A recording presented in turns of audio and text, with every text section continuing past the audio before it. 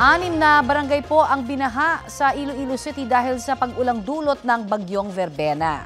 Sa Bacolod City naman, bahana sa ilang kalsada at barangay. May ulat on the spot si Eileen Pedreso ng GMA Regional TV. Eileen? Connie, naranasan ang pag-ulan at malakas na hangin mula kaninang madaling araw hanggang ngayong umaga, kaya ilang kalsada at barangay sa Bacolod City ang binaha. Nagsagawa na ng rescue operations simula pa kaninang madaling araw kasunod ng pagtaas ng tubig baha sa flood-prone barangays.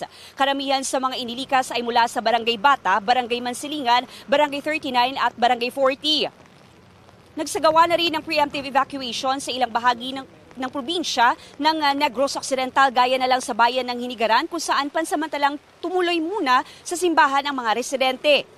Nakatira sa flood-prone area sa bayan ng Moises Padilla, inilikas na rin ng MDRRMO. Umabot sa gutter ang taas ng tubig baha sa ilang kalsada sa Iloilo City, kaya hinay-hinay lang sa pagdaan ng mga motorista. May ilang pasahero ring natagalan sa pagbabantay ng masasakyang jeepney papunta sa trabaho dahil ilan lang ang bumiyahe ngayong masama ang panahon. Unti-unti ring tumaas ang level ng tubig sa mga ilog at creek sa lungsod, kaya mahigpit itong minomonitor ng Iloilo CDRRMO. Sa tala ng LGU, 6 na barangay ang binaha.